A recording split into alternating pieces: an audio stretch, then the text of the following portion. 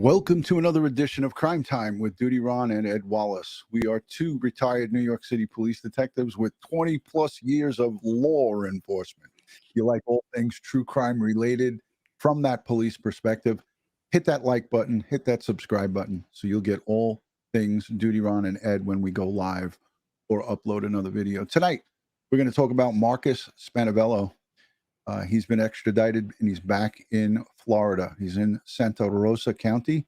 And we're also going to cover a gruesome case from New York City, Queens County. A 51-year-old mother of two over the weekend was found inside a hockey duffel bag, murdered and stabbed to death over 60 times. A gruesome, gruesome homicide. Ed Wallace, his crime scene unit, NYPD on the scene doing their thing. Ed, how you doing? And what's your thoughts on this gruesome new case that we're going to cover? It's very interesting. Very interesting. I'm doing good. And how are you doing tonight? I see your sans bandage and you're airing your little scar out. Yes, I'm trying to get some air on it. Let's go full screen for the audience. If you don't like this isn't really gruesome. My wife says it looks like a centipede, like one of those centipedes. So there it is. Not too bad. It really looks pretty good, actually. Whew. Yes. In the football movie, The Replacements, Keanu Reeves says, "Chicks dig scars." Is that true, ladies? Do the chicks dig the scars? I wonder about that, because this one, I'm hoping that this one's not going to be visible when it heals up, but maybe. Are you kidding me? Maybe I'll use my Sharpie when it heals. I'll just blacken it in. You need to turn it into a tattoo. Yeah, there you go. Yeah. So Ed, Marcus Spanevelo, it took a long time for him to get back to Florida. We were up in the air about where he was going to go. We still, as I said today on the car midday live show, I said that this can go either way. If they determine that he was this crime was perpetrated or it took place in Alabama, they're gonna more than likely want to try him there. If in fact it happened in dual states, I think you spoke about it pretty well on the last couple of live streams. It's a toss up. Like they have a powwow, a little conversation, and they decide where he is better tried. What's your thoughts on that, Ed? Yeah, absolutely. Like they'll go back and forth between the prosecutors in Florida, the prosecutors in Alabama, and they'll make a determination of who has the best case and who will have the best chance of getting the conviction. Right. And it'll also go with the science and with the evidence that's recovered. And her autopsy is really important here.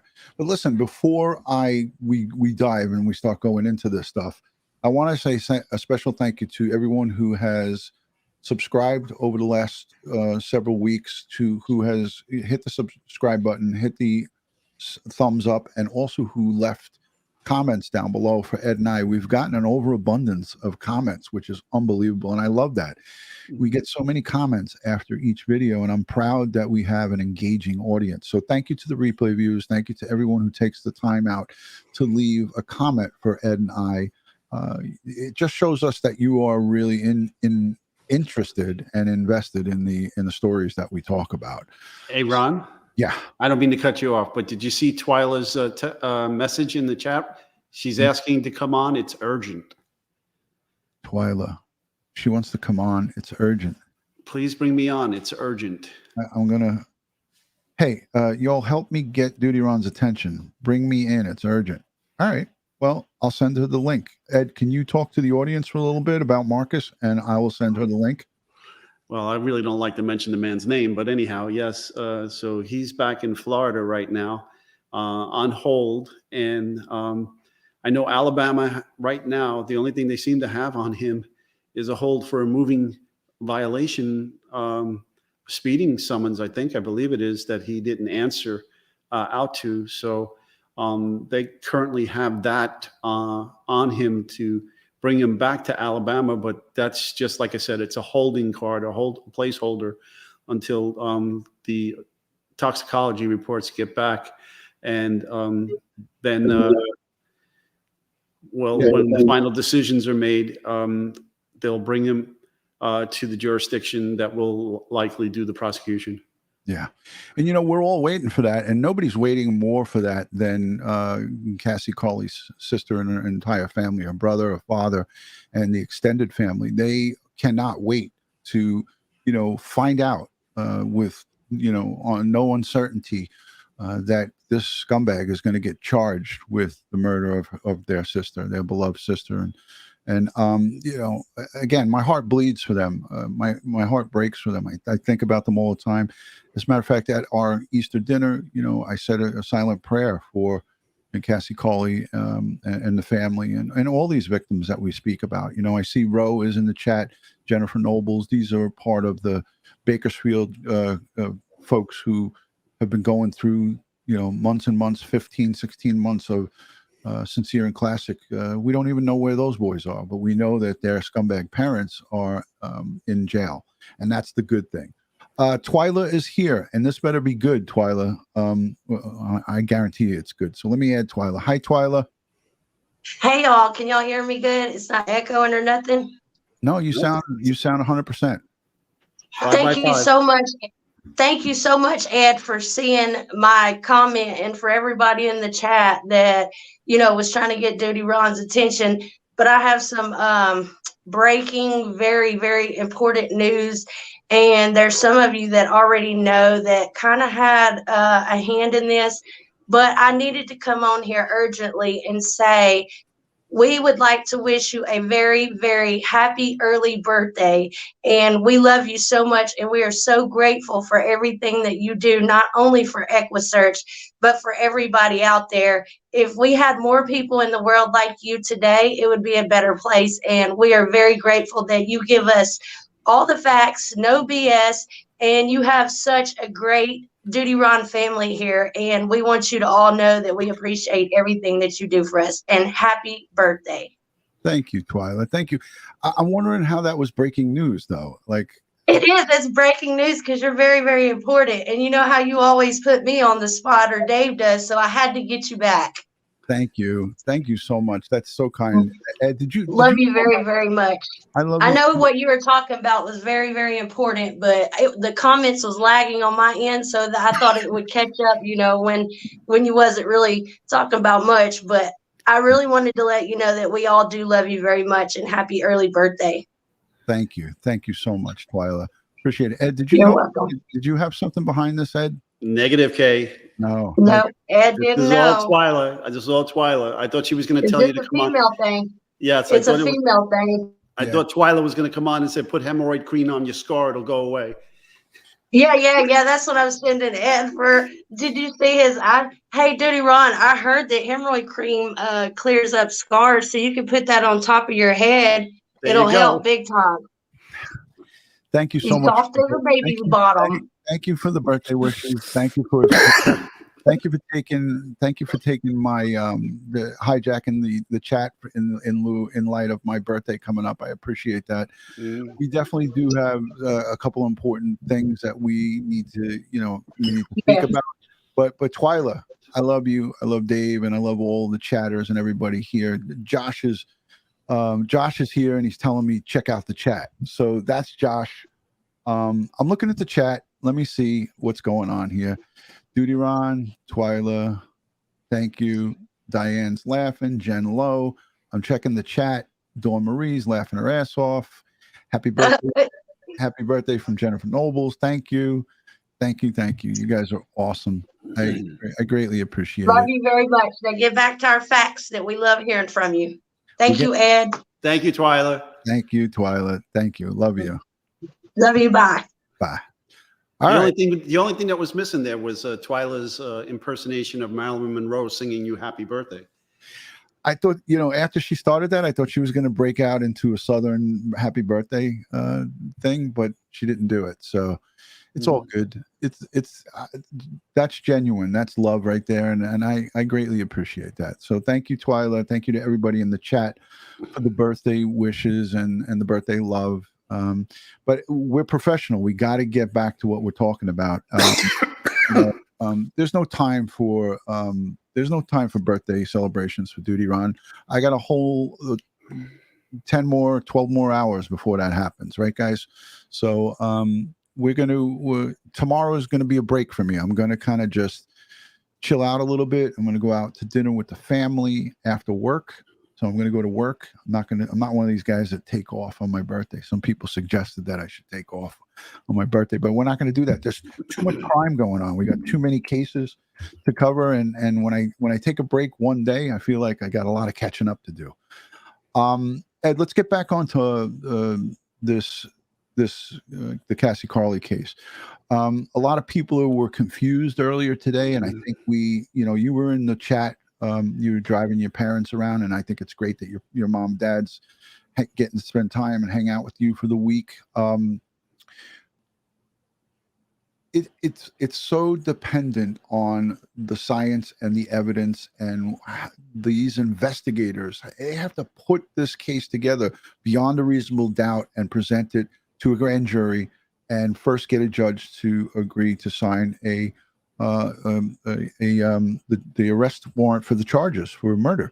So if you could just talk about what goes on and how much hours of painstaking investigation goes on and into putting this together. And when you have a multi-agency, the Tennessee authorities, the TBI, we know they were involved, the Alabama authorities, and Florida. Just talk about how tough that is for the audience, so they got a good idea. Well, there's several things at play right now. So they're trying to account for all his activity leading up to the meeting where he was supposed to be transferring Sailor to her mom.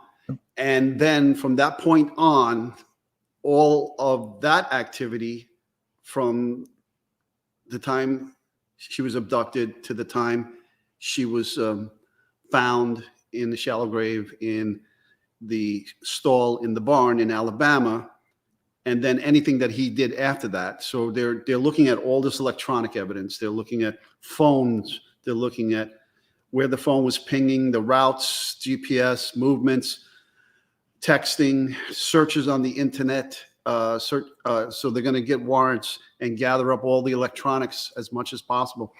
See if he was maybe searching, I don't know, chloroform, or searching, things on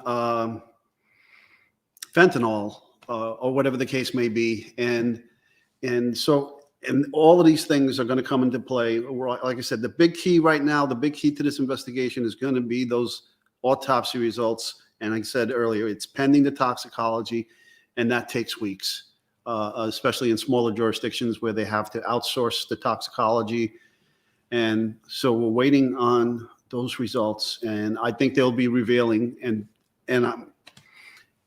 depending on what exactly that toxicology shows may give bolster to where in fact her death may have occurred, in Florida or in Alabama. Right. And that could be a difficult task to put the pieces of puzzle together, depending on a lot of different variables. If he was sloppy and he left little trinkets behind where they can put the pieces of the puzzle together and they can definitively, because remember, folks, a prosecutor cannot go to a grand jury or will not go to trial if they don't feel that they can get a guilty verdict, right? That's the idea. And if they don't have a sound case, all the supervisors that look at all the investigative leads and evidence that's collected, and they don't feel that they can get a guilty verdict, they will not try the case. So a lot of things have to, be done before they can go ahead. And look, we talked just on our last live stream, Ed, you and I, about Barry Morphy and how the Colorado Bureau of Investigation advised. They sent emails and advised the Chaffee County Sheriff to please do not arrest Barry Morphy. We feel it's premature to do it, and they went ahead and did it. And look at where we are today. We don't want that to happen in this case. Absolutely not. They're dotting their I's and they're crossing their T's, and they're working well together, all the different jurisdictions. Yes, absolutely. This is a mug that was sent to me by Meg Lowe in Southern Cal, and I also have to say quickly, I don't think Ed's got a cold, but he definitely has. He does have some bouts of fighting with all the different 9/11 illnesses that we have, like the GERD, that acid reflux.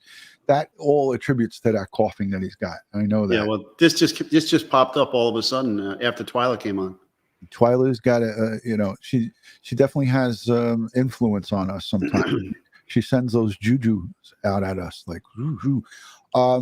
I want to say thank you to Dawn Marie, Diane B, my neighbor, and Maddie Sully. They sent by Uber a bottle of my favorite Tito's handmade vodka out of the state of Texas. So I got a big handle of vodka that'll last me probably 2 years, and a whole big bottle of wine for my wife. So I think that was a plan of the three of them to get me drunk and maybe my wife a little drunk so I can have a good night tomorrow night. So I don't know, but it came by Uber, and thank you to the dynamic trio, not the duo, the dynamic trio, the Three Musketeers. I appreciate that.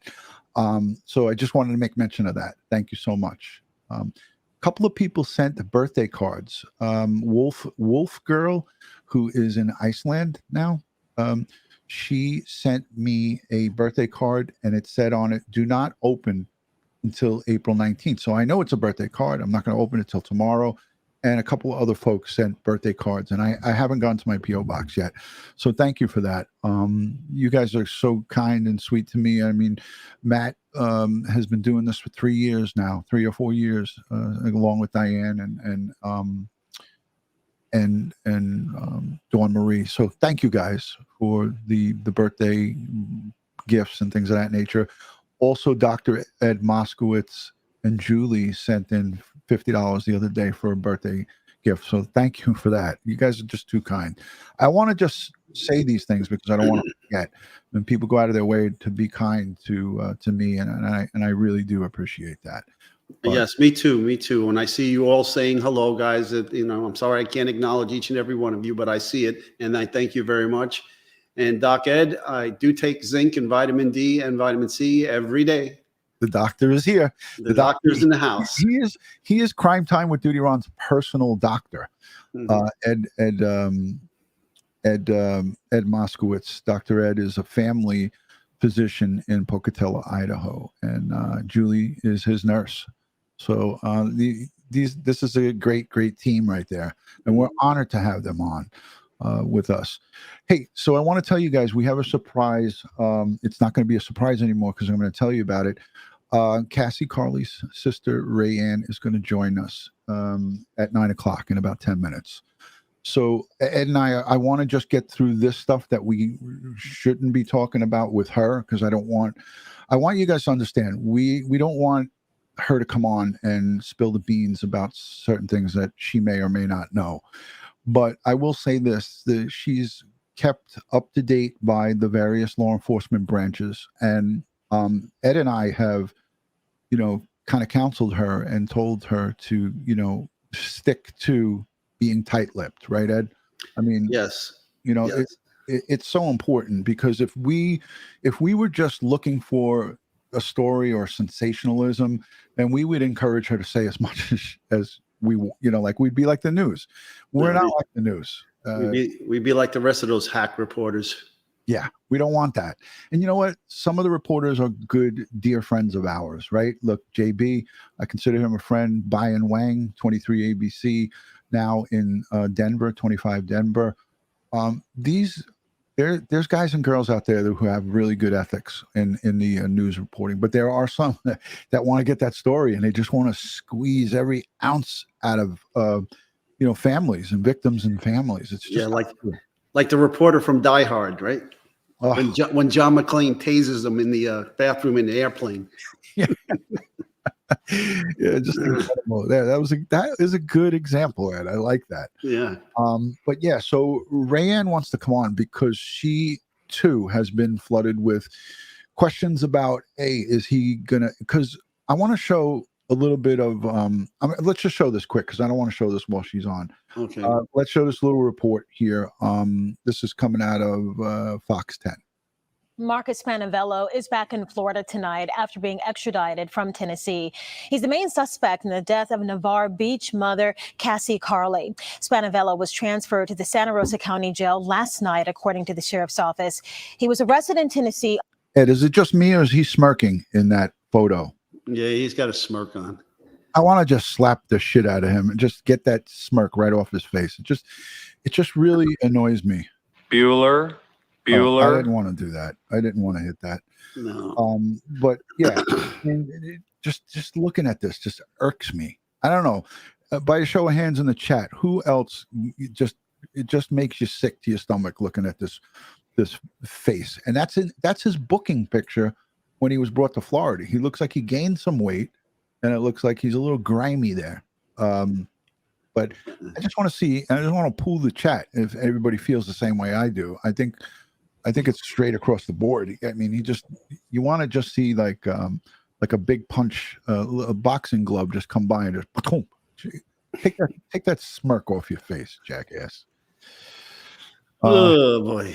On charges of tampering with evidence and giving false information to investigators.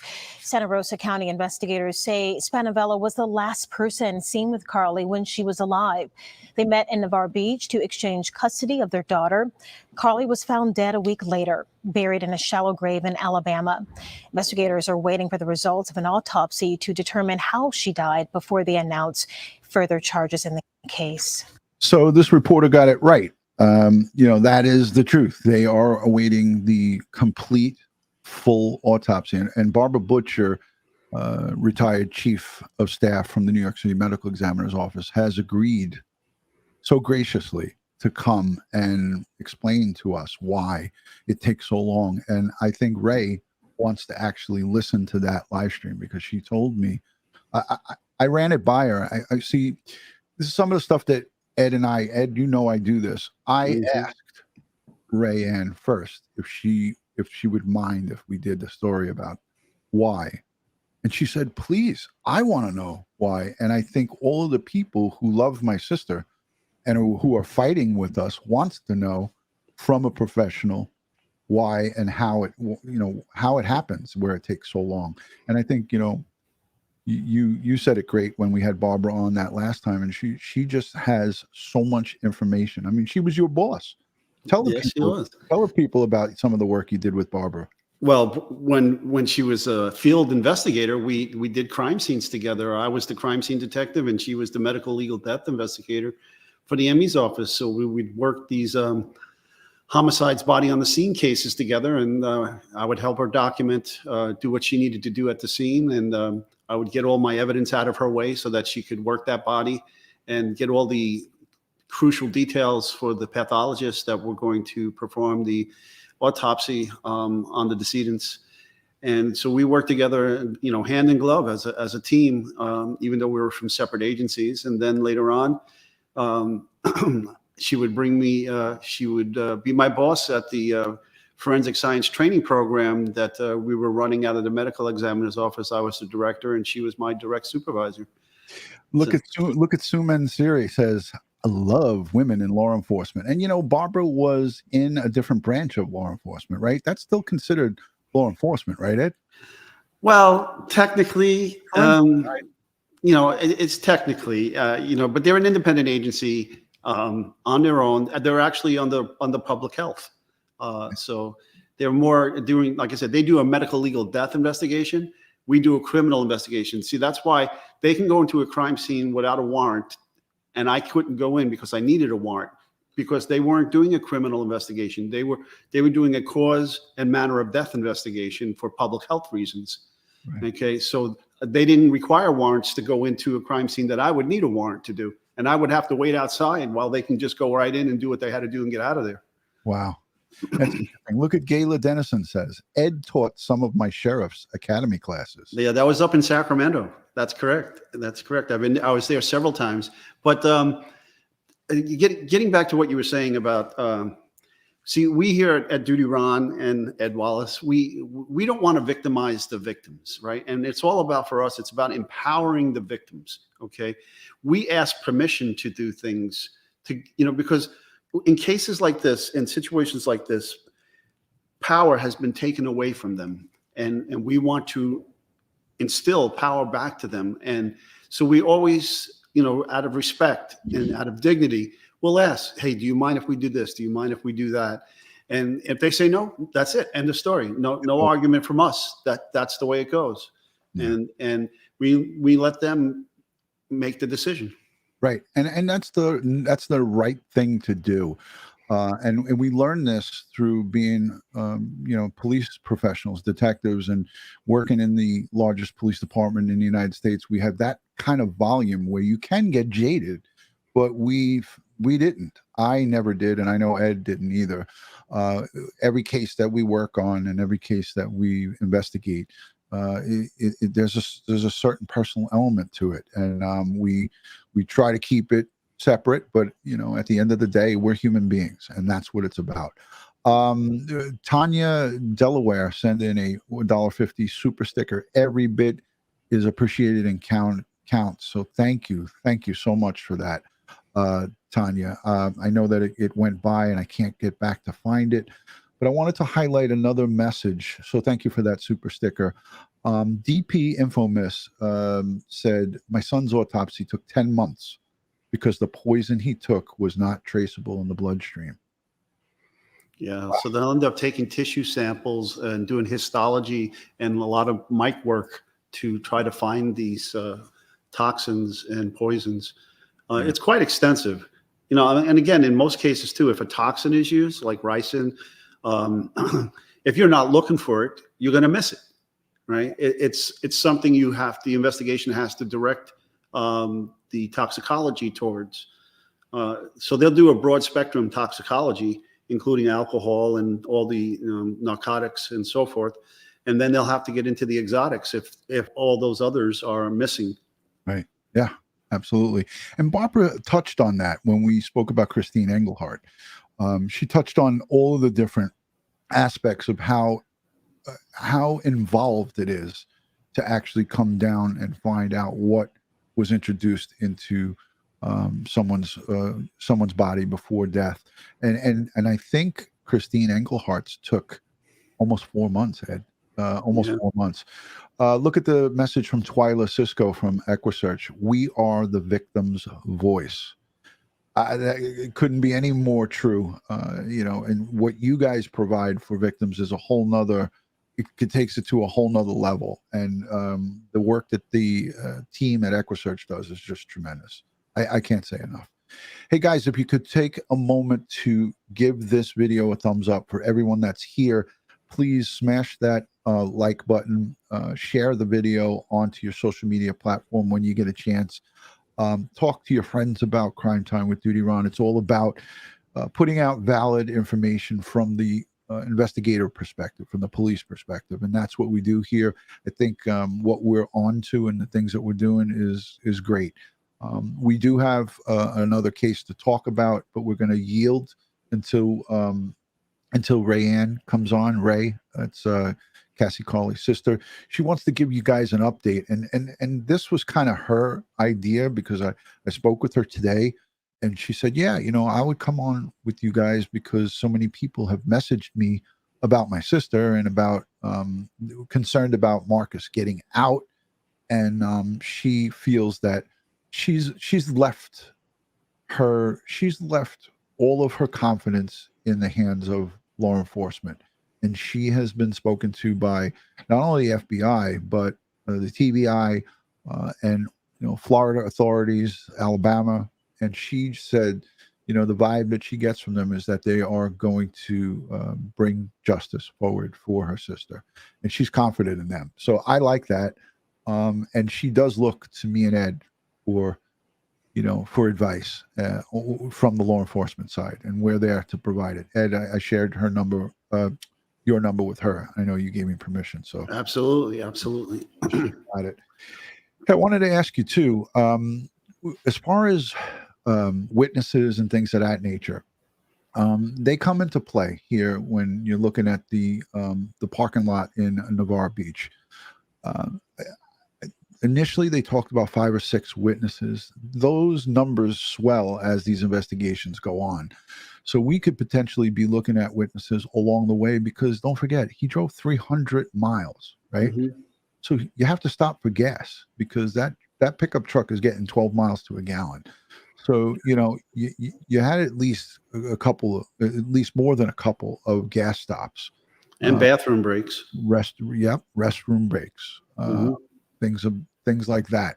So every stop that they made, every stop that he made potentially with Cassie Carli on board, you could look to see potential witnesses or folks who could give a statement of at least a sighting in several different states and several different jurisdictions. So that is that's a massive undertaking to interview all these people. And the CCT footage, very good. ATS News is in the chat. CCT footage there's going to be probably quite a bit at each of these stops. Right, and if the windows aren't tinted and you can get a good look inside the vehicle, you can see if she's there or if she's not there, if Sailor is there or if Sailor is not there, as he is driving back from Florida into Alabama. Yeah, exactly. So there is a tremendous amount of work that's being done behind the scenes. These things aren't easy, and we have to yield to it, and we want to know, because we're human beings. That's human nature, right? We want to know. Right. And in the chat, somebody asked if strangulation was definitively ruled out or something to that effect. And if strangulation was there, it would be in the cause and manner of death immediately. That would have been known immediately. There would be bruising around the neck. They would have found potentially a broken hyoid bone or things of that nature, and ligature marks if a tool or rope or some type of ligature was used, belt or whatever the case may be, or if it was manual strangulation, throttling. I don't like to use that term anymore, but there would be injuries, and they didn't find it. So that's everything seems to be hinging on, they don't know what caused the death. So that's why the toxicology is the key. Right. And I remember I said this earlier because I got into a debate with somebody else on another chat, and I told them, if drugs are in her system and she OD'd, it's because he put them there. Not because she took them herself. That's right. Yeah. You said that early on, Ed, and again, I think that's the route this is going. I don't see a delay for any other reason than coming back with definitive reports on what she consumed or what was in her bloodstream, in her body. And again, there's so many different variables that come into play, and these smaller departments, as Barbara said, they don't have these onboard labs, and they got to send them out. They got to job them out to private companies or contracted companies. And that does take time. It does take time. So let's look at the chat. If anybody has any questions, if you guys want to field some questions, I'm going to leave you full screen because I'm going to communicate with Ray real quick, Ed, so you could just poke around and look at the chat. And thank you to the moderators, the replay viewers, and everybody who is positively engaging. We greatly appreciate you guys. Okay.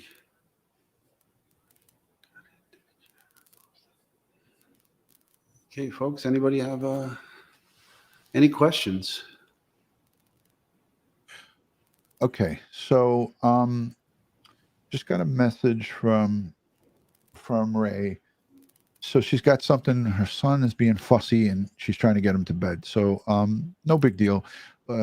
We'll have her on another time. It's not like that, we would, waiting. She wanted to come on and just say some stuff to everybody, but it'll just give us an opportunity to move forward with what we want to talk about next. Now, again, we could see in the next day or two some answers, or we could see in the next month or two. So let's be careful about some of the things that you see and hear on Facebook, and you may hear some folks talk about something's in the works until we have it announcement from law enforcement or from you know, if somebody from the authorities, I would just hang tight on Spanevelo. He's in custody. He's not going anywhere. He's not going to be bonded out. There's not going to be an ankle monitor put on him. He is not going to go anywhere. And that, I feel confident in that. But, you know, when I say that, I have this little bit of a tingle in my body, and I think of Diamond Alvarez. And it just freaks me out that Houston, in the state of Texas, allowed her murderer, who shot her 22 times in the back, to be bonded out. And that's why, you know, I can't say 100% that he won't get out, but I could say that is an extremely high percentage. 328 people in the chat. There's my dad's number coming through. Wow, I love it. 328. Yeah. So there was a question here about the toxicology. Again, it normally takes 3 to 6 weeks normally to get through everything that needs to get through. And, you know, like I said, it's just more than blood. There's also some tissue samples. And hair can be involved here as well, folks, because a lot of the drug testing we do these days are on hair. Because the hair grows a fragmented length every day, a specific fragmented length every day. And there's a line, the growth line, there's a growth line in it for each day. So we can actually count the amount of lines and count how much drug is being present in each of those growth days, and tell you, you know, calculate backwards and say, okay, you took this about 26 days ago or 22 days ago, depending on the drugs and so forth. So that's another avenue that can be explored as well in the hair. And then again, there's blood, there's skin, there's tissue, there are organs. Now, it also depends on how the poison got into the system. Was it ingested? Was it inhaled? Was it injected into the bloodstream? You know, all these different things have different effects, especially if you're going through the GI system and their metabolism and the breakdown of the drugs and so forth. Yeah. So many variables, Ed, and so well put there. Lake Lizard says, do we know where Sailor was found? Yes, we do, but as per what Cassie Carli's sister Ray said, we're not going to talk about that because at this point, it's not part of they're just thrilled that they have her back.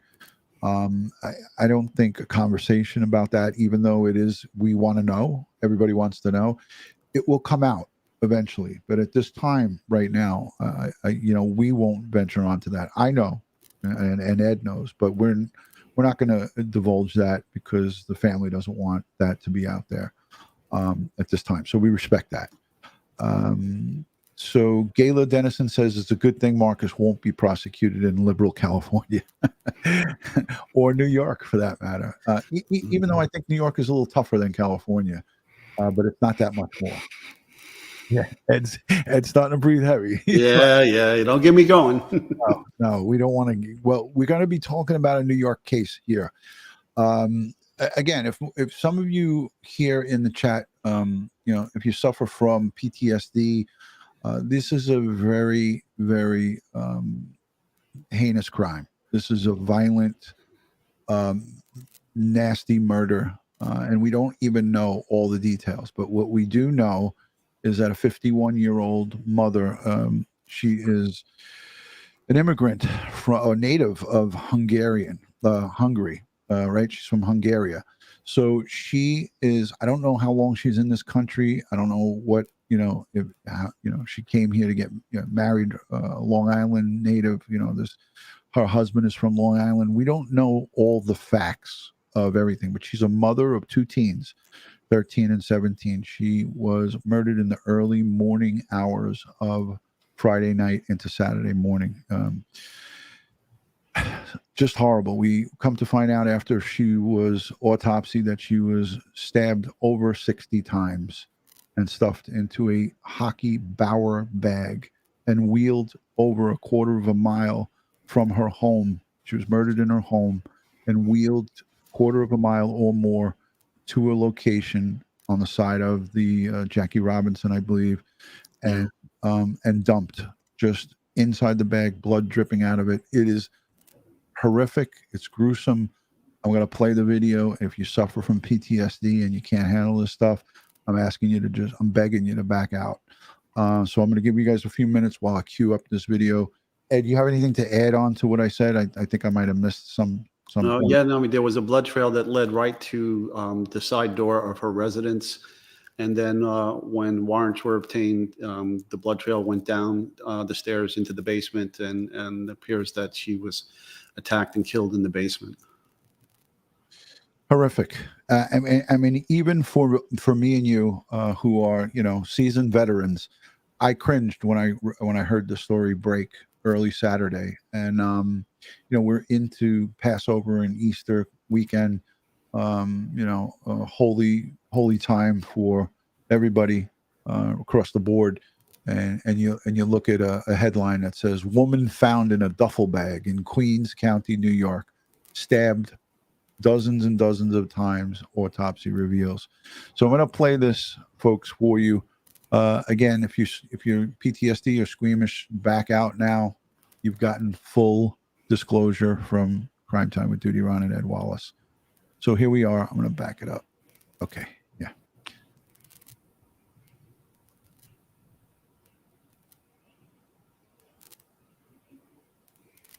And baffling New Yorkers as well. Police looking for the killer of a mother from Queens, stabbed 6 times in her basement and then stuffed into a duffel bag and then dumped under the Jackie Robinson Parkway. The woman's husband and oldest son out of town, visiting colleges. Eyewitness News reporter NJ Burkett live at the scene in Forest Hills for us. Newt? That's right, Bill. Sources tell Eyewitness News that the victim had apparently been out the night of the murder and returned here to her home with a man. Yes, she was murdered in the basement of her home in a life or death struggle with the killer. The murder, apparently an act of rage. Detectives returned to the bloody crime scene for a third straight day. Among the items they would recover was a personal computer. By all indications, the victim fought for her life in the moments before she was killed. Orsolya Gaal was 51 years old, the married mother of 2 teenaged boys. Stabbed some 60 times, her body found stuffed into a large duffel bag and dumped alongside the Jackie Robinson Parkway. Theodora Grafus lives next door. When you heard what happened, what did you think? I was shocked. Why? Because I never expected anything like that to happen. She was a lovely lady, always very attentive to her family, her kids. Just an amazing person, and she's going to be missed from all of us that knew her. She was really just wonderful. Sources close to the case say Ms. Gaal was out on Friday night, and her husband was out of town with their eldest son. Her phone contained text messages with 3 other men, and investigators are working to develop a timeline of her contacts and whereabouts. They believe she returned to the family home with the men sometime after 11 p.m. and was killed even as her youngest son was in an upstairs bedroom. Investigators say the killer dragged her body in the duffel bag 9 blocks through the neighborhood in the middle of the night before dumping it before daybreak. Adding to the intrigue, a message sent to the victim's husband from her cell phone. Your whole family is next. Former NYPD Chief of Detectives Robert Boyce. The motive, extreme rage. And when you see 60 stab wounds and looks like a prolonged fight, looks like she grabbed the knife and was trying to defend herself. So that's really unusual. And that usually provides more evidence at the crime scene than someone shot or anything like that. So there's a lot here. I think it'll take a few days to unravel. Yes, this is a mystery at this point, but Chief Boyce says it is not likely to remain a mystery for long. The killer left apparently a trove of evidence. DNA is likely to be found on the victim and all over the crime scene. Now, let me ask you, Ed, while that's there, I'm going to just pause it and get us back on the screen. We talked about CODIS and the DNA database. If this guy has had past criminal history and the treasure trove, as NJ Burkett just said, of evidence left behind, talk to the audience about what that means for crime scene unit investigators and how important it is. I watched a female detective use a cotton swab on the sidewalk, picking up blood. How important is that in an investigation here? It's going to be huge. Now, you got to understand the dynamics of a knife attack.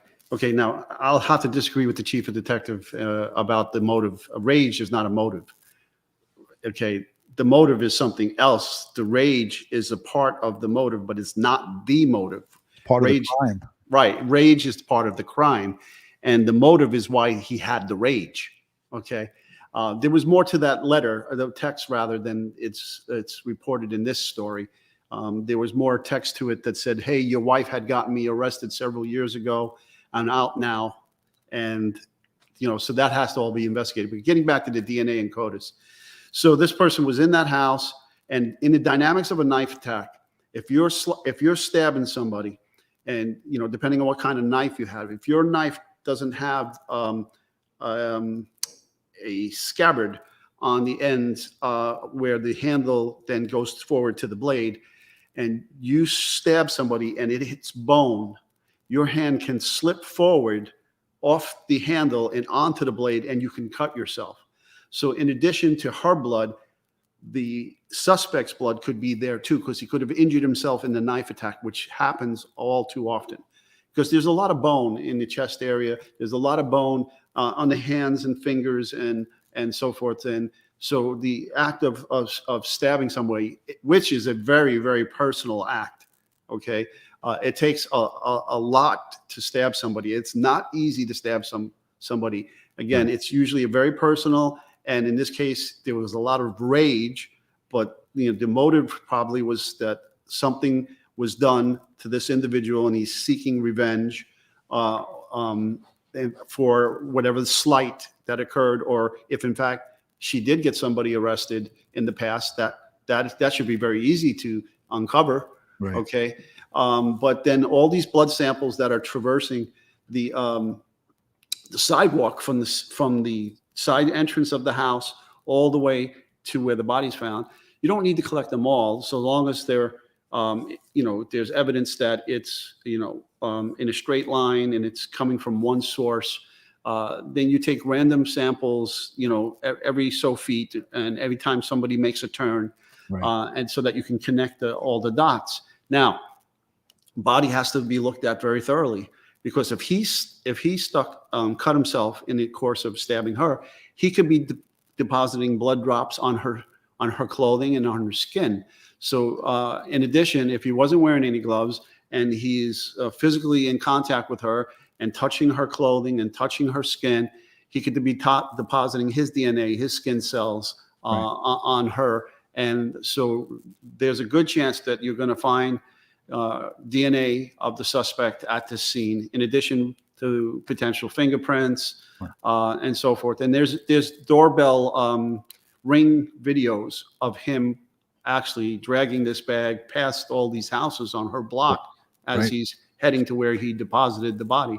And I wanted to interject one thing too, as we saw with the Karina Vetrano case. That was the jogger in Queens that was brutally murdered inside a park while she was jogging. The attacker she fought him off, just had a vicious fight with him, and she fought him off and had his skin and DNA under her nails. Yeah. So I think we may see this in this case as well as a possibility, because there is indicators that she definitely did put up a struggle. I want to just read. Okay, go ahead. Now, the victim was not removed from that bag. The victim went to the medical examiner still inside of that bag. But normally what we would do if the hands are present to preserve that type of evidence, we place paper bags over the hands and we tape them to the wrists to protect anything that's under the nails of the victim. Yeah, and there is plenty. They actually, one of the news reports tonight said there's a treasure trove of video from the neighborhood. That's a $2 million home that they live in. It's a wealthy neighborhood. Everybody's got security cameras. Some of the homes might have very high-end, expensive IP cameras straight to the internet. There's probably a ton of Ring video doorbells as well. I'm going to give you a quick synopsis. It gives just a quick rundown. It says the victim, 51, was stabbed 60 times in her neck, torso, and arm on a Friday night, early Saturday morning encounter.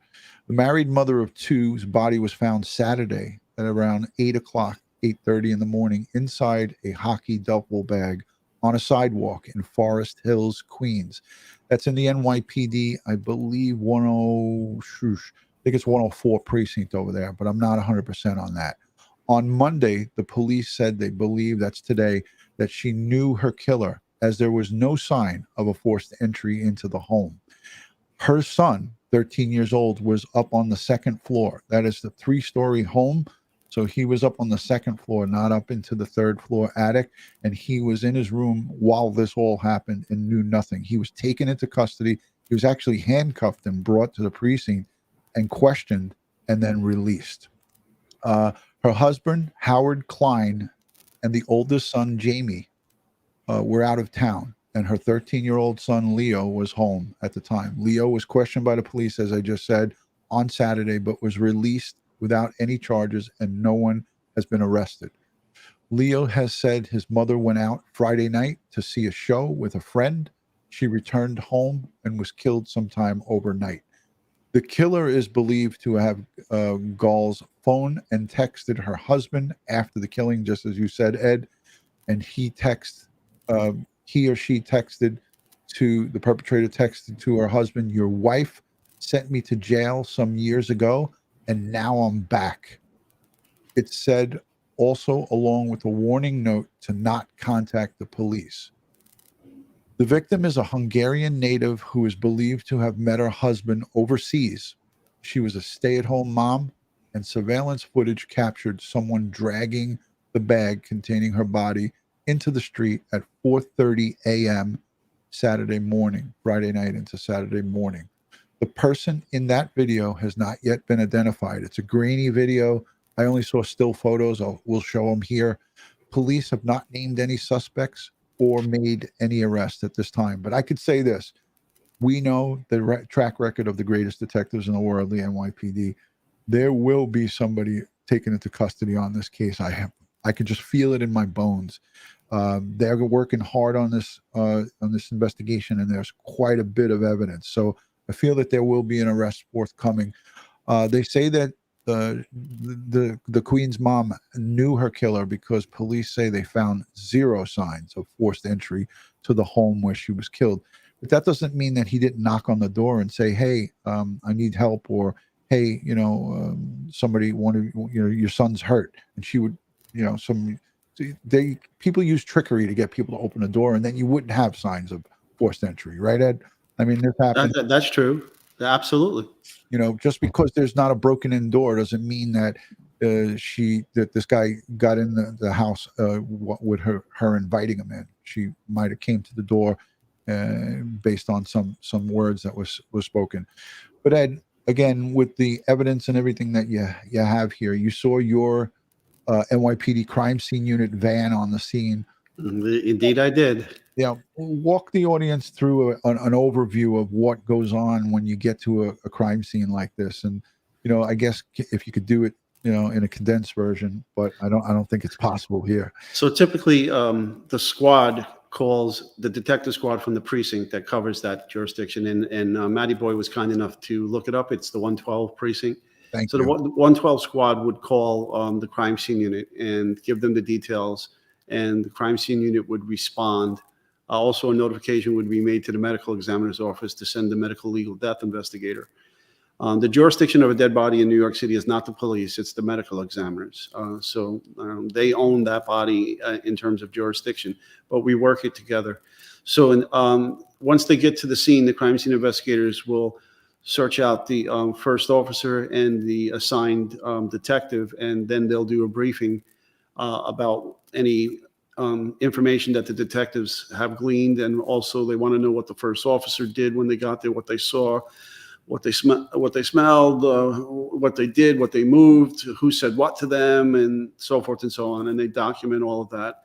Then once they do that, they'll suit up in their personal protective equipment, this type like a tie-back suit and gloves and booties and safety glasses, maybe, and a mask if needed. And they'll do their walkthrough, taking notes, copious notes, handwritten notes, They'll do a sketch, taking measurements. In this case, they'll probably do a 3D laser scan. They'll break out the Leica scan station and scan the entire crime scene, which measures everything in 3 dimensions.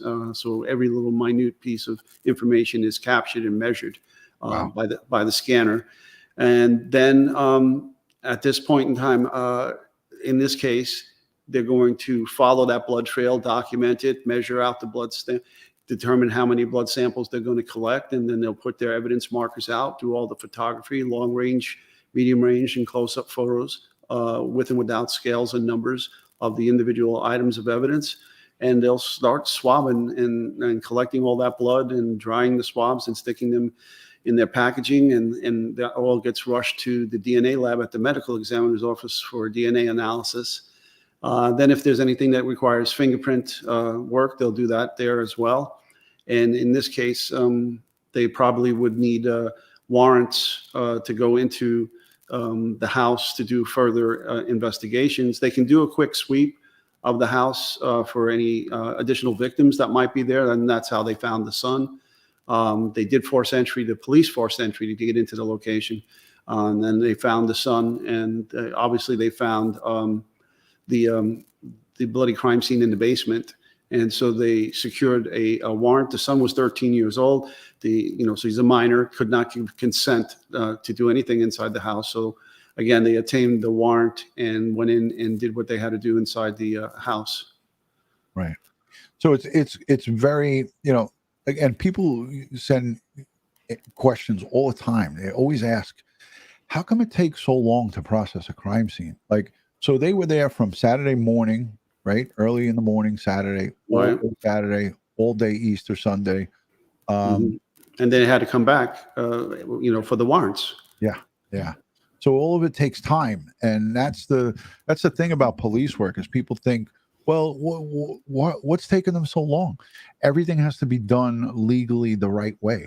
No, we have protocols. We have forensic protocols, and they're standards, and you have to follow the protocols, and you have to dot your I and cross your T. There's no getting around it. Yeah. I'm going to show another little clip so folks can get a little idea. This is McGee Hickey from Pix 11. She's a local reporter, and this is from early in the morning. This may be a little redundant, but I think it's important that you guys see this as well. Or if police have a motive or a person of interest they're looking for, they haven't revealed that yet, but we are learning more. They are shocking details about a really gruesome murder.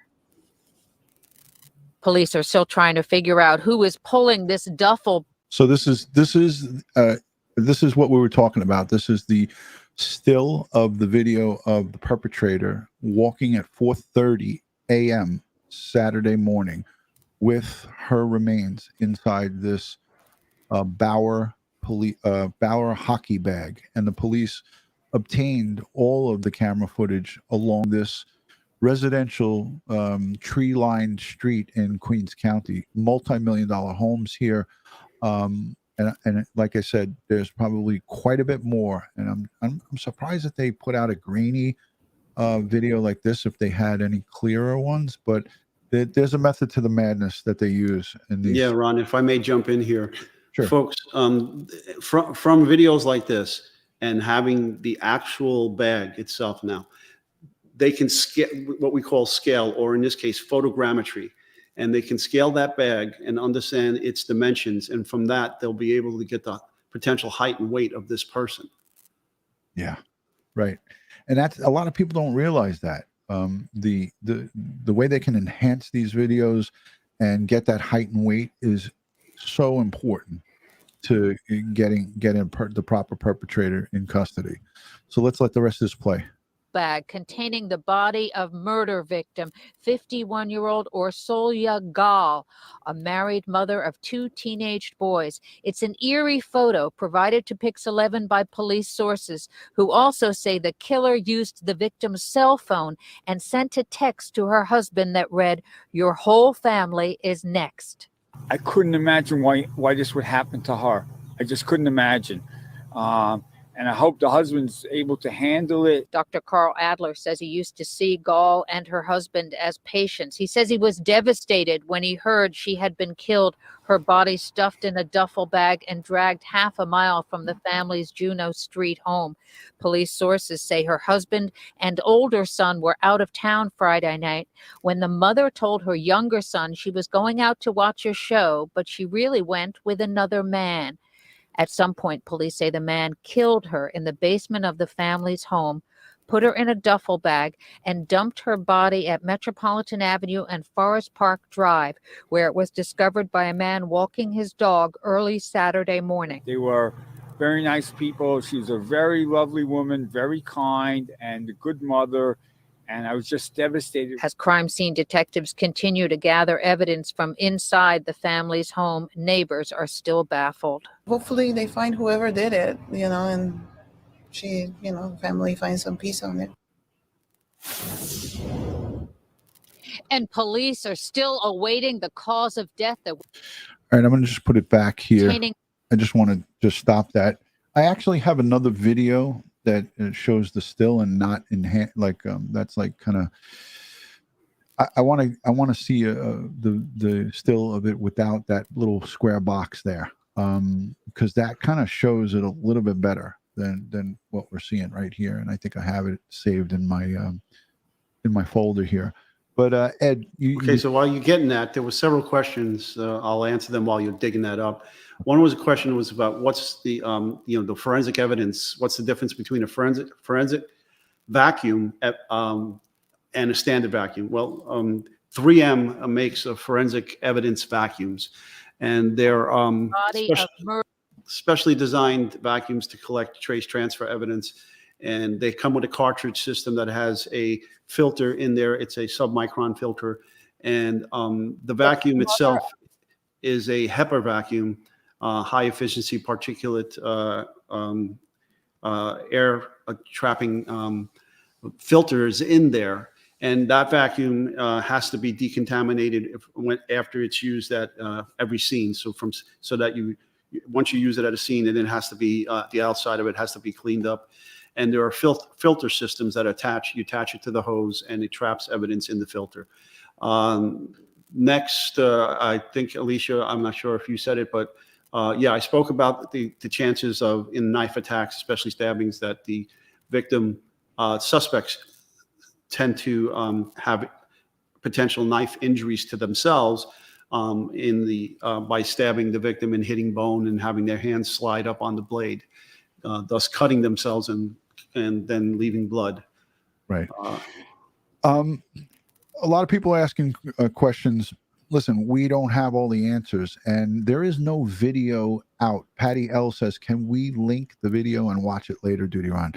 It's just a still from the video that's been released by a police source, and this is not even official. This is somebody that leaked this information to the news. It's not a bad thing because it's a still image of the perpetrator walking with her body. I have it here, so I'm going to play it real quick. We all want to know, everybody wants information, but this is NYPD. This is not a rinky-dink small town police department. They're going to do everything that they can with all of their resources and all of the technology, as Ed just started speaking about, vacuums and DNA and lab results. Every high-tech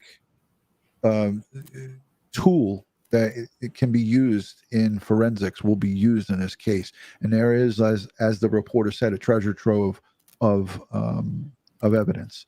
Let me just put this on screen because I found it. I'm gonna play the whole thing because it's a short one, but it's gonna show you this guy walking down the sidewalk, but not walking. It's gonna be a still, but you could see him. You could see his silhouette a little bit better.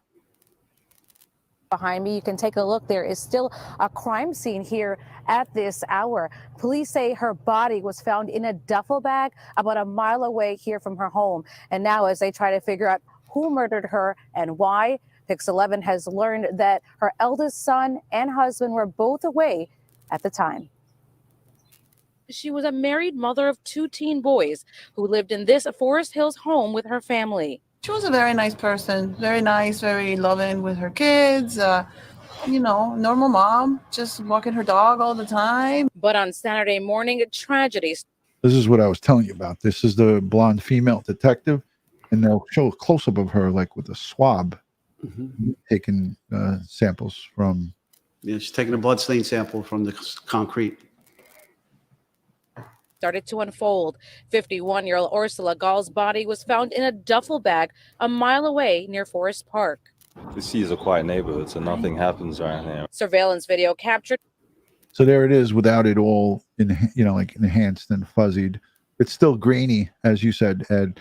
But this is the guy just casually walking a quarter of a mile through a tree-lined residential neighborhood with a woman's body inside, stabbed over 60 times. Now, somebody in the chat asked, why would you do that? Why wouldn't you just leave the body in the basement?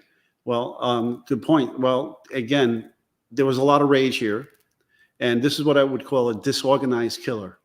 Okay, this wasn't an organized attack. This wasn't a thoroughly planned out attack. And so there was a lot of rage. He was disorganized.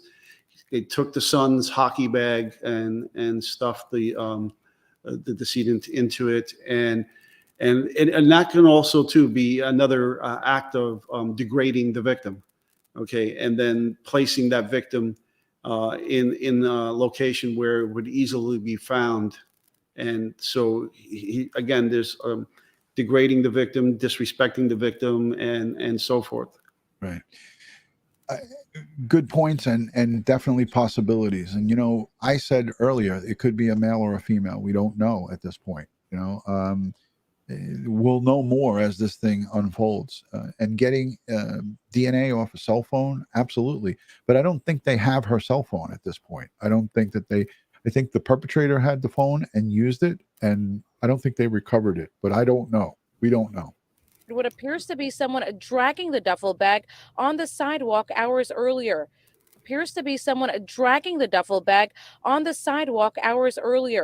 The gruesome details have left this quiet Queens community. I mean, look at the street.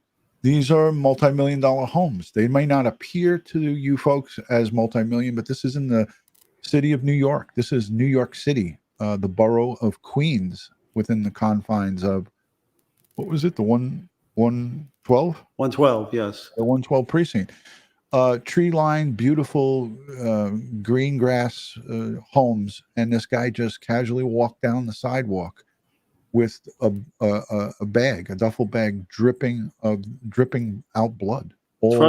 Trust us when we tell you there's a plethora of video on this. Oh yeah. Each one of these homes are equipped with some sort of video, and if there's maybe one or two or scattered homes here and there without it, that would be a lot. But these are all very wealthy, upscale people, and they all have video, at minimum a Ring video doorbell. Rattled. Oh, shock. Tremendous shock. Surveillance video captured what appears to be someone dragging the duffel bag on the sidewalk hours earlier. The gruesome details have left this quiet Queens community rattled. Oh, shock. Tremendous shock. Yes. We're very sad, and we can't believe that, something like this can happen in your block. John Blankson lives next door. He says their families were close. Then we go over to theirs, they come over to ours. Police say a trail of blood led officers to Gaal's home on Juneau Street. Police sources say the killer used her cell phone to send a text to her husband that read, "Your whole family is next." On Friday, we saw her in her backyard with a dog. And to find this out was shocking, right? Pix 11 has also learned Gaal's husband and eldest son were away at the time she was murdered. It's unclear where her younger son was, but detectives say he was brought in for questioning and has since been released. Hopefully they find whoever did it, and she, family finds some peace on it. And we're told her husband and eldest son are both on their way back to New York from their trip. Still, no arrests at this hour. As for the motive, that is still under investigation. So yeah, there you have it, folks. Again, Ed and I had, spoke about this early during the day, and we felt it was very necessary to speak about this case. It's our own police department. It's our own community in our own area. Ed lives within the confines of the 5 boroughs. I live right on the border of Queens. This is I could be at this location in 15 minutes. Yeah, the crime scene unit is not that far. They're at the police lab on Jamaica Avenue, so they're only just minutes away from this location. Yeah, and anytime you have something like this, again, this is just an indicator of how violent it is. You know, crime knows no boundaries, and we don't have the particulars behind this. And like this reporter said, there's no known motive for this. But you could bet your bottom dollar that this is not a crime of chance. This is not somebody that just stumbled across her because he was just roaming the neighborhood and looking for a victim. That there's going to be quite a bit more that unravels in the course of this investigation, and we'll keep you posted on it. But again, it's just a sad reminder of that. No matter where you are, you could be in a $2 million home in a very safe, secure area, and it doesn't mean that you're safe. You need to be hyper vigilant, and you need to be aware of your surroundings, and never ever let anybody. Never even open up the door. If someone knocks on the door and says, "I have an emergency," you say, "I'll call 911." Don't open up the door. You don't know who's there, and you can't see the person. You do not open that door at any time. So again, we don't know what happened here, and Ed and I felt it was necessary to speak about this because this is the job that Ed did for over 15 years or so, right, with the New York City Police Department. His unit is there. Ed can go to a crime scene like this and jump right into action right now. So who better to give us the the 411 on what goes on in this investigation? We'll keep you guys updated. Ed, any final thoughts or anything more about this? Well, like I said, there's going to be a lot of DNA evidence, and there's also the electronic evidence. If in fact her phone is missing, if the suspect, I'm not going to say anything more about that, but if he was in possession of that phone and was walking around with it, it will be pinging, and we'll be able to track movements. Yeah. And it said the 13-year-old son, Matt, his name is Leo, I think it is what I saw on LEO. That's how I have it written down. But the older son was with the dad, and they were shopping colleges or looking at colleges. Yeah, in Portland, Oregon. Yeah. This again, we'll hear more about this. Tomorrow is going to be an off day for me. DutyRon's 28th, 58th birthday. So I'm going to take a break. Ed's going to get a break from this as well. Ed, you're welcome anytime. Take over, and you can run the show without me. Anytime. Oh no, I won't do that. And it's the 40th anniversary of your 18th birthday, right? Thank you. Yes. Okay. Ed's always a numbers guy. He's got to always throw that number in. Yeah, my 40th anniversary of my 18th birthday. Yeah, and that was a good year, man. I did a lot of good in 82. Oof. All right, guys. Well, love and respect from Ed Wallace and DutyRon. Again, Ray sent me a message, and she said her son was not cooperating, and moms and dads alike, we know how that goes. He was fussing, and she was trying to get him to sleep, so it just wasn't working out for her. But we're not going anywhere. She's always welcome to come back here and talk anytime. Bottom line, family comes first. Absolutely. I just sent her a message and said, don't worry about it. We'll see you next time. So all the replay viewers and all the channel members and all the folks who subscribed during the course of this live stream, thank you. If you can, please take a minute to give it a thumbs up. Leave us a comment down below in the comment section. Fremont Pathfinder, thank you for the $5 super sticker. Much appreciated. And thank you for always engaging with us, Fremont Pathfinder. Always engaging. What a great friend of the channel. Moderators, we love you. We thank you for taking out the time. The moderators don't get paid for this. So all of the mods, the DutyRon mod squad, you guys are awesome. Pete Pranzo jumping in with a $28 super chat for the 28th, 58th birthday. Thank you, 28th, Pete and Richella. Thank you. You guys are awesome. What a great place this is. I mean, I could sit here for 2 hours talking, but I got to get up at 6 a.m., man. I'm an old man. I got to get to bed. It's your birthday. You don't have to get up at all. But But if I took that attitude, see, I'm a professional. I have responsibility, Ed. I got to go. I can't Put a 28 in and take the day. LT will sign it. LT, will you sign my 28, Mr. Pranzo? He'll be like, sure, put it a time. Hey, call me at the end. I'll rip it up. Don't worry about it. Remember those days? Yeah, yep. Yeah. Thank you, Twyla. I love you. And thank you for hijacking the show in the beginning. We got it in. We snuck it in. We covered two very important issues tonight. I'm going to change the title after I'm done with this to indicate what we spoke about, because some people are going to come in and say, hey, wait a minute. The second half of the show was just nothing about Marcus and Cassie. So I'm going to change the title. We'll fix it up. That's the nature of a live show. Yeah. That's what I love about the live shows, is that, we sometimes could go, we try to keep it focused, but sometimes we can go in different directions and cover quite a bit of different things. Dot to Dot. This is my good friend from Tennessee, over in the Summer Wells area, East Tennessee. Thank you, Dot to Dot. I was 18 in 82 as well. Happy birthday. So I guess we're about the same age. That's awesome. Dot to Dot. Now, folks, you see my cough went away, right? I stopped coughing. Yeah. Femme Brûlée says it was sloppy though. A blood trail from the house to the dumping location. Yes.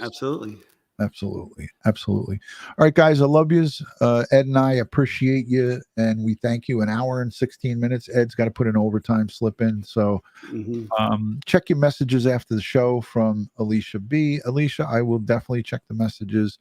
Thank you to everyone who has definitely engaged here, and leave us some comments down below. Let Ed and I know what you thought of this show. Let's talk about it after the live ends, and thank you, guys. Thank you. Ed, we're going to take it out from here. All right. So happy birthday. Feliz cumpleaños. Sonyet Failok. Let's see. What else can I say? Let's see. Maligayan Pascua. I'm sorry. That was Merry Christmas. I'm sorry. Maligayan Kawahahai. Wow. Okay, that's happy birthday. And so anyhow. Thank you, Ed. Thank you, Ed. Thanks for making the show interesting. It's awesome at the end here. Yeah. All right, guys. God bless the world. God bless the United States of America. And God bless each and every one of us here in the chat. But especially all the victims of crime and their families across the globe. Let's keep them in our thoughts and prayers. And I'll see you guys on the next one. April 19th is a day of rest. April 20th, we're back with vim and vigor. That's it. That's about it. Peace, guys. Be safe, folks.